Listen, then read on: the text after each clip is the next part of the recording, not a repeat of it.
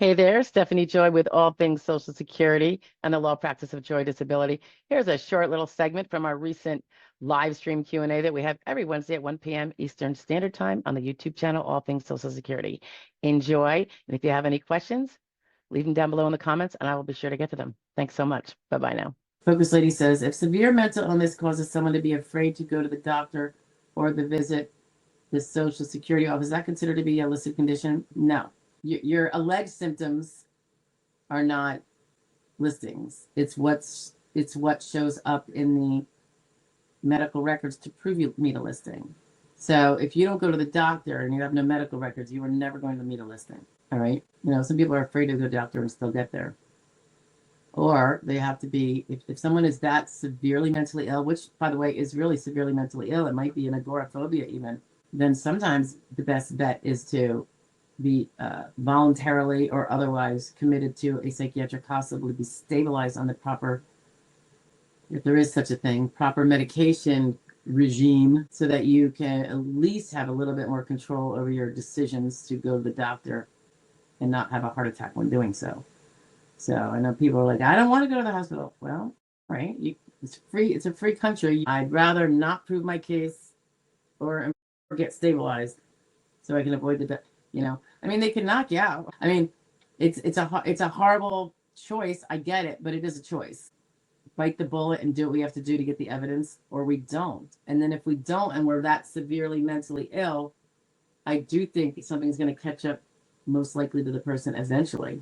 And then there could be an involuntary commitment or something like that. Because think about it. If it wasn't for the fact that if someone has agoraphobia and they won't leave their house, that's really severe, right? Question is, it's very hard to prove because they're not going to the doctor. And I've had those cases. Think about it. If they don't have someone catering to them, giving them food, paying for the heat, paying to fix the roof, rent, mortgage, whatever, they would be dead, is what they're saying. I would be dead if I didn't have family supporting me. And that's pretty significant. And I don't know at what point the person says, this is ridiculous. I'm practically dead, but for them propping me up, I really need to get to a hospital. I get some really, what do they call it? Intensive inpatient, because obviously the outpatient isn't working for them. And I know those are tough words to say, but I'm just saying the facts, in terms of evidence. You either get it or you don't get it. And you make a choice, And sometimes the choice is hard, particularly if you have agoraphobia, but then sometimes to make other more difficult choices.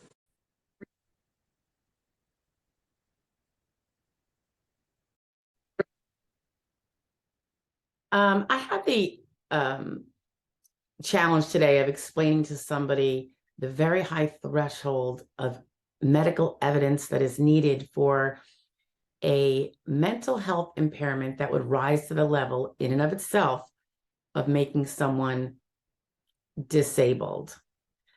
So excluding any physical impairments, let's for the moment assume there were no physical impairments and it's purely severe mental health issues or condition or disorder.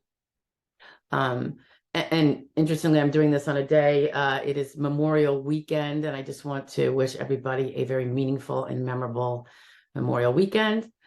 I don't want to say happy Memorial Weekend. I think we've been saying that for too long and it seems a little inappropriate. But anyway, a good Memorial Weekend to everybody is my wish. Okay, so going back to it.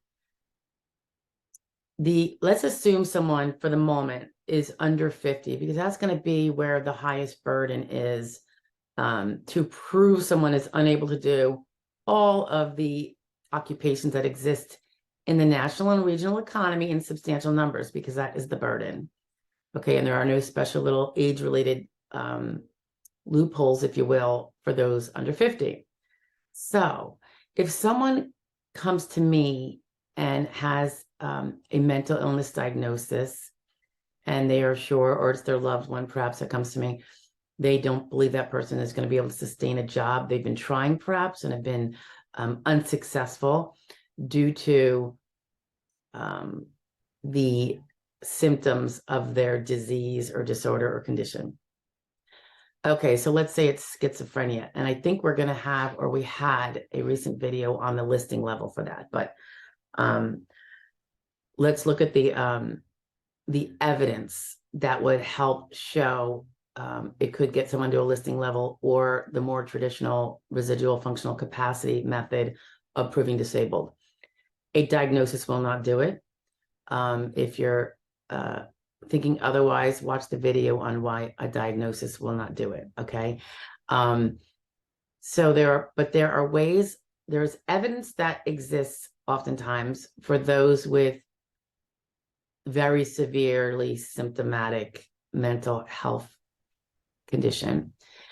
And these would include things like, and it's very, very acute evidence. Things such as durational partial hospitalization program that they go to multiple days a week, every week, for as long as necessary. And again, if it becomes unnecessary, that might mean that the condition is well controlled on medications and they are not disabled anymore. They're just impaired, and it's treated, and treated well. So current and ongoing partial hospitalization programs, combined with any or all of the following. There may be relapses that require psychiatric admissions 1 to 2 times a year at a minimum. Could there be a year where that doesn't happen? Of course. So this is all very general, but inpatient psychiatric admissions, not the 3-day check, but something more durational. Could it be a multitude of 3-day checks? Yes, possibly. So remember, none of this is carved in stone, but I'm just referring to what would be the kind of evidence a lot of lawyers are going to be wanting if someone who's under 50 and has no physical problems, and even if they do have physical problems, but those are not disabling in and of themselves from all jobs, even sedentary. So if we're going just on the medical, partial hospitalization, repeat periodic inpatient psych admissions, the medications, that would be what we would see with such a disorder. Let's say it's schizophrenia with a little psychosis.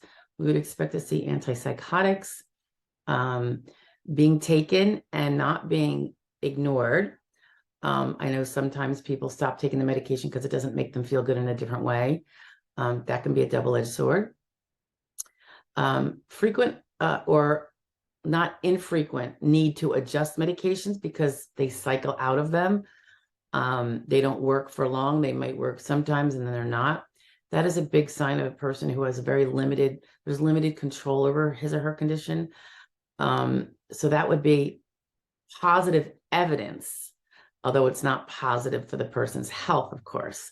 So when I talk about everything, it's about the evidence. And what makes good evidence does not necessarily, and usually does not mean that it's favorable for someone's, healthy forecast. Unfortunately, that is the nature of this beast. And forgive my hoarseness. I don't know if it's allergies or whatever. I don't smoke, so it's not a smoking voice.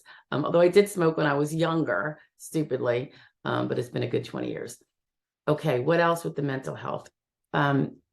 Being willing and going to at least weekly talk therapy with a trusted therapist. Sometimes they lose a therapist and they don't like the next one, and then they go for a year without. That's not going to be helpful to a case. Particularly if going without, there's not a bunch of relapses as a result. So, how badly off are they? That's what we're trying to show, that the person can't work because they're not stable enough. If they are doing just fine, then they might be stable enough to go back to a simple, unstressful. Is any job really unstressful? That I would argue, but routine 1-2-step direction, very simple, unskilled work. So it doesn't matter if you've had training in anything ever. Okay, you don't have to have gotten through the 8th grade. Complying with the medications management reasonably well, and it's still not being well controlled. Other forms of evidence can be evidence that's not medical, but it's pretty objective. Like if there's been brushes with the law due to impulsivity, lack of control, poor judgment, poor insight, those arrests, get documentation of that. And again, it's going to have to be in the more current time frame. The treatment has to be current, period. It's got to be now and going forward. It can't be something you point to 4 years ago to show that the person has the condition. The condition probably won't be the thing that's in dispute. Usually that's the easiest thing to prove, as long as they, go to a doctor. But it's that ongoing treatment that shows the continuing nature of how unstable, tenuous it is. If they have a very structured home environment where there's oversight over them, someone keeps an eye on them, that can be indicative of a person who needs to have that oversight, right? I mean, if you need to have oversight and supervision when you're not under the strains of working, when you're at home and you don't have a job, what might that mean in terms of the supervision you'd need on a job? Because despite the fact that they say there are low stress jobs, we all know that just attending to work in a reliable fashion can be a level of stress on most people, well dealt with by most people. But then when someone has struggles with that, that is a higher level of stress on them. Medications management, that would be the doctor who's doing the prescribing, since a therapist probably isn't. You're going to want both. When it comes to a more severe mental illness, one that's actually in and of itself making the person disabled versus reducing their capacity to do skilled work with others on a frequent basis, it'd have to be the one that takes out all jobs. And that's the one that they can't do the things that every job entails, such as being able to interact appropriately with coworkers and supervisors. If there's a substantial loss in that ability, not just a mild loss where they have to keep it, only occasionally they have to deal with them. If they can't even do that occasional, they're that tenuous, maybe that off the handle, unpredictable, that would be perhaps the type of level of symptoms that would cause someone to have substantial loss in the ability to interact with coworkers and supervisors. So it has to be a substantial loss in that ability. But if that's what the medical records are saying, or, when you ask the doctor, does he have a substantial loss in the ability to interact with others, not just the public and strangers, but coworkers and supervisors? It could be because a low threshold of tolerance for others, depending on his mood. It could be severe moodiness, that impulsivity we talked about. Some people may, for mental health reasons, lack a filter and the ability to, not go off the handle, when the impulse is there, the lack of control. Another requirement is that there has to be an ability to maintain a semblance of attendance to show up for work. If there are psychological symptoms that would prevent someone from showing up to work multiple times a month, or they're going to go in very late, that might be something that interrupts and is a substantial loss of the ability to do that.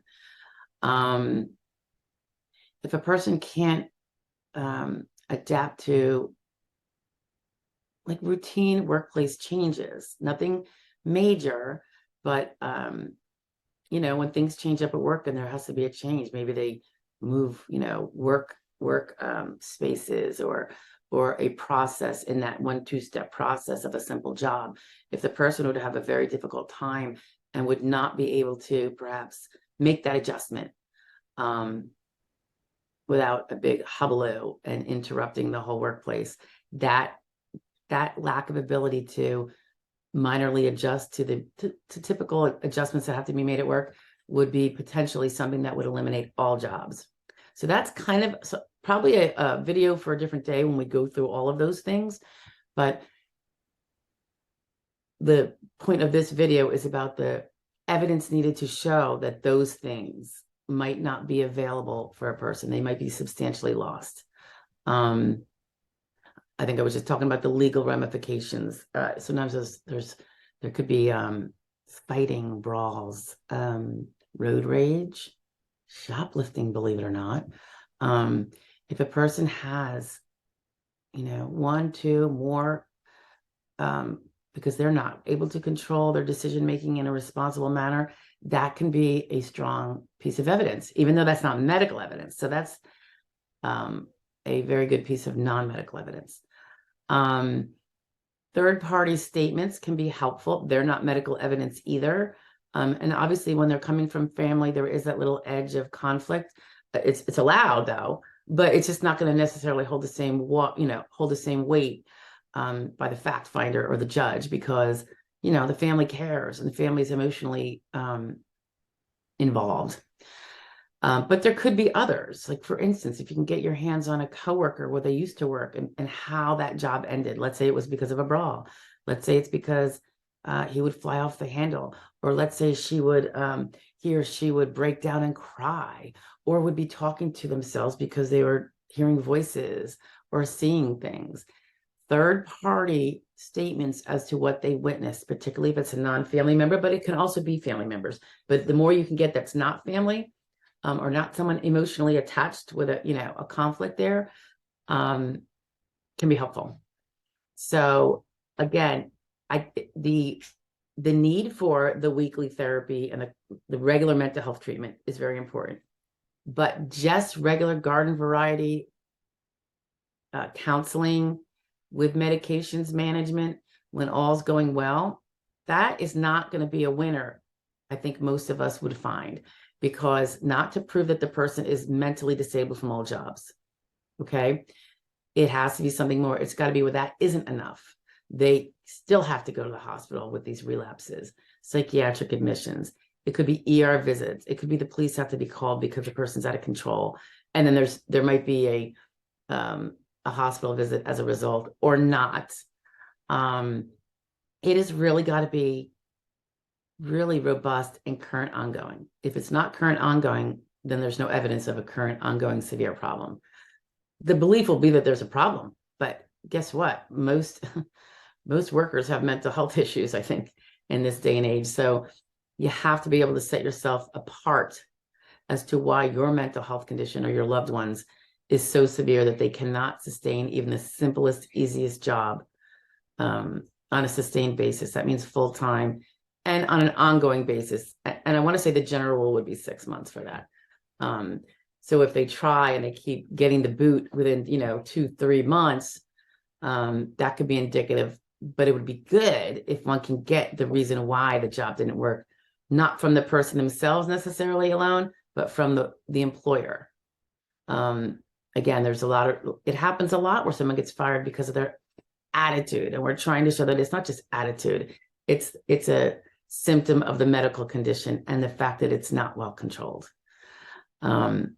Okay, so mental health as a younger person, when that is the only thing you have, and even if it's not, because just the way things go with the under 50 crowd, if the physical condition is not very disabling, bedridden, wheelchair bound almost, the mental health will not push it over the edge unless it would probably in and of itself. That's how severe it's got to be. Now, when we're over 50, there are other rules in play so that someone doesn't have to be disabled fully by their mental, but the little bit that the mental reduces in their ability to do skilled work or unskilled work can make the difference.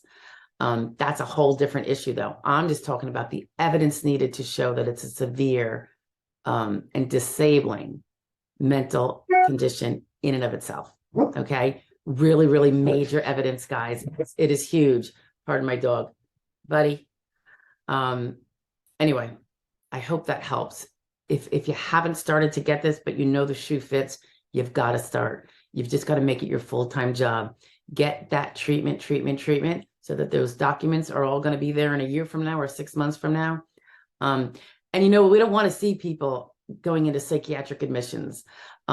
So I don't think it's impossible if they're now stable enough not to do that, but there's going to have to be evidence of the fact that it's very severe, and this garden variety counseling every week or two isn't going to do it.